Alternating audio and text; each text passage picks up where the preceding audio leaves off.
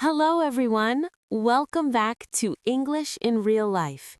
If you want to move beyond textbooks and speak English with confidence in the real world, you are in the right place. Let's get started.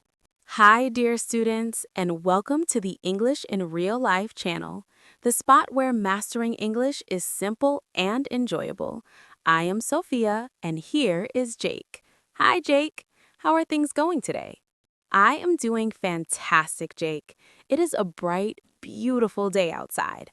I've had my morning caffeine fix, and I feel prepared to hit the shops. What about you?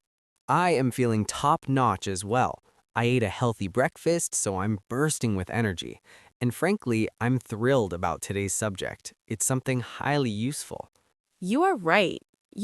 We frequently receive notes from our audience saying, I grasp the grammar and words, but I don't know what to speak in real life moments. And one of the most standard daily scenarios is buying food. Definitely. Everybody has to purchase groceries. Whether you're touring, residing abroad, or just practicing English at home, eventually you'll land in a shop and you'll need to make inquiries, speak to the staff, and perhaps even chat a little. Precisely. And that is why we are here, to assist you in feeling more secure in those times. But before we begin, folks, please recall to give this episode a thumbs up.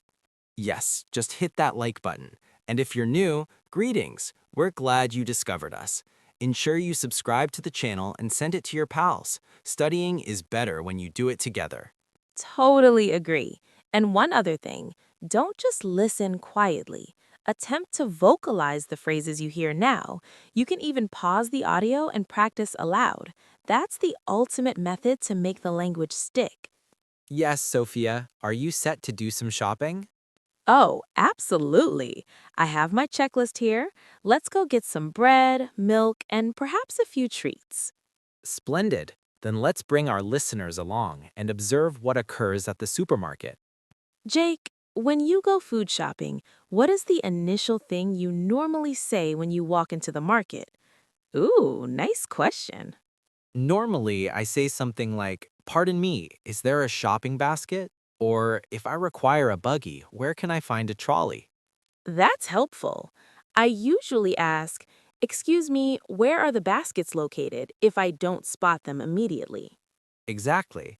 And then when I'm hunting for something distinct, I ask, "Excuse me, could you point me to the bread?" Yes, or where can I locate the dairy aisle? That's polite and clear. Another phrase I use is this item available? Like, if I want a particular label of cereal. Good one. And if you can't grab something on a tall shelf, you can say, could you assist me in reaching that, please? Right.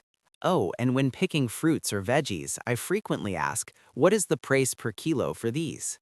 Perfect. You can also ask, are these discounted today, or do you have any fresher stock? Now, at the counter, I usually say, "Hi, how are you?" to the clerk. And then, "May I pay by card or do you take contactless?" Yes, that's key. And if you bring your own sack, you can say, I have my own bag. Thanks. And don't overlook phrases like, "Could I get a receipt, please?" Or, "Can you put the slip in the bag?" Very courteous. Also, if something scans wrongly, you can say, excuse me, I believe this cost is incorrect. True. And at the very end, I always add, "Thanks a lot. Have a lovely day." That's the finest way to end, polite and kind. Okay, let's review the lines we utilized in our grocery conversation. These are very practical because you'll require them nearly every time you shop. Yes, let's begin with the first one. Excuse me, do you have a shopping basket or where can I find a trolley? These are excellent because when you first enter a shop, you usually need something to hold your goods. Exactly. The key words here are shopping basket or trolley. In American English, people often say cart instead of trolley, so you could also ask, "Where can I grab a cart?" That's a nice tip. The sentence always starts with excuse me because that makes it polite. Manners are very significant when you're speaking to workers in a shop. Next, we had, excuse me, could you tell me where the bread is? This is a very helpful pattern. Could you tell me where, and then add the item or zone you need? Yes, for instance, could you tell me where the dairy section is? Or could you tell me where I can find the eggs? This is more polite and formal than just saying, where is the bread? Both are okay, but adding excuse me and could you tell me makes it softer and nicer. Another phrase we used was, do you have this item in stock? That's great if the shelf looks bare or if you're hunting for a specific make. You can show the product and ask, do you have this in stock? You can also ask, do you have any more of these if you want extra? Or if you need a different size, you could say, do you have this in a smaller size? Then we spoke about reaching items on a high rack. The phrase was, could you help me get that, please? That's simple and polite. Yes, and sometimes people just say, could you reach that for me? Or even, I can't reach, could you help? These are all friendly and clear. Now, when we looked at fruit and vegetables, I asked, how much are these per kilo? This is vital because sometimes the price is listed per kilogram, sometimes per pound. Right. You can also say, how much are these each if you want to know the cost for one item, like one mango or one avocado. And are these on sale today is a good phrase to check if there's a deal. Another useful one is, do you have any fresher ones? Maybe you see bananas that are too soft or bread that looks a bit old. Asking this is very natural. At the register, we practiced, can I pay by card? Or do you accept contactless payment? These are very common queries. Some shops don't take cards, so it's good to ask before you try. Yes, and if you wish to pay in cash, you can say, I'll pay in cash, please. Or if you have both, you can ask, which methods do you take?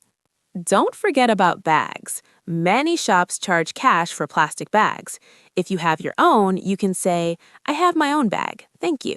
And if you need one, you can ask, could I have a bag, please? Or can I get a paper bag? The next phrase was, could I have a receipt, please? This is crucial if you want to return something later. The word receipt is often confused with recipe. Remember, a receipt is proof of purchase. That's correct. You can also say, can you put the receipt in the bag so you don't lose it? And if something scans wrongly, the phrase is, excuse me, I think this price is wrong. That's polite and clear. You don't need to be mad, just calmly say it. Finally, at the very close, we used, thank you very much. Have a nice day. That's the best way to end your shopping. It leaves a nice impression. Yes, a smile and a polite phrase can really make the experience better. It's not just about English, it's about kindness. So to review, the key structures we learned today are excuse me, do you have, could you tell me where, do you have this in stock, how much are these, can I pay by, and could I have, please. If learners practice these, they'll feel secure in any supermarket or grocery store. It's simple English, but very powerful. And remember, practice them out loud. The more you say them, the more natural they'll feel. And that brings us to the close of today's lesson on grocery shopping in English.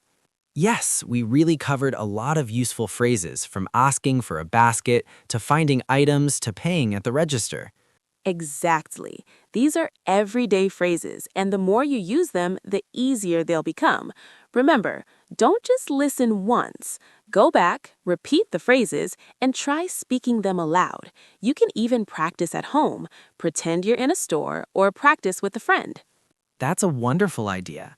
The key is consistency. Just a few minutes of speaking practice every day makes a huge difference. And don't worry if you make errors. Mistakes mean you're learning and improving, right? Every mistake is a step closer to fluency. Before we go, if you liked this episode, please remember to like it and subscribe to our channel.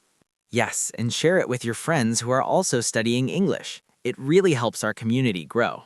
We love teaching you, and your support means we can keep creating more lessons like this. So thank you for spending time with us today. We'll be back with another fun and useful lesson very soon. Until then, keep practicing, stay confident, and enjoy your English journey. Take care, everyone, and happy shopping. Bye for now.